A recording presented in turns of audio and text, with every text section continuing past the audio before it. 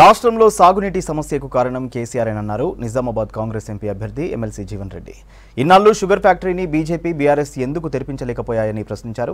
కవిత, ధర్మపురి అరవింద్తో చెరకు రైతులకు ఎలాంటి లాభం జరగలేదని చెప్పారు.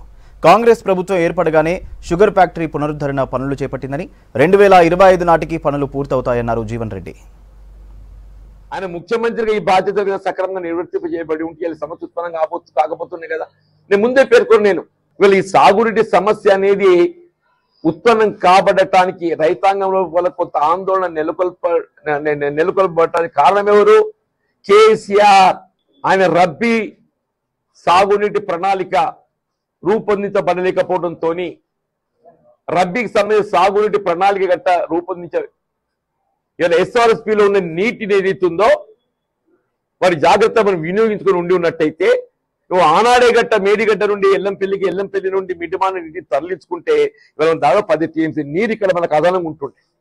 ఈ 10 టీఎంసీ నీరు కొరత రావడానికి కేసీఆర్ నైతిక బాధ్యత వహించాలని చెప్పంటారు.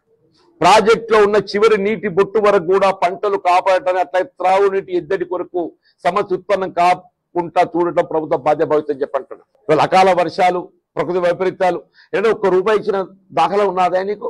ఓదిక్కు ఆయన పార్టీ కనుమరుగైతుంది, ఆయనకి ఏం చేయాలో తోస్తలేదు. ఇట్లానే ఏదైతుందో కొంత ప్రజలకు పోతే మనం గుర్తింపు రాకపోతుందని చెప్పారు. ప్రజలు విజ్ఞులు. జాతీయ స్థాయిలో ప్రధాన ఉత్పత్తి రంగం వ్యవసాయం అంటున్నా. మీరు ప్రత్యక్షంగా పరోక్షంగా మోర్ దెన్ 70 to 80% వ్యవసాయంపై ఆధారపడతారు. అటు వ్యవసాయాన్ని నిర్లక్ష్యం చేయబడే విధంగా వ్యవసాయ ఉత్పత్తులు కల్పించవలసినటువంటి కనీస మద్దతు ధర చట్టబద్ధత కల్పించలేకపోతున్నాడు. నువ్వు ఏ విధంగా రైతులు ఓటు అడిగే నైతికత నీకు ఉందని చెప్పి అంటాను నేను.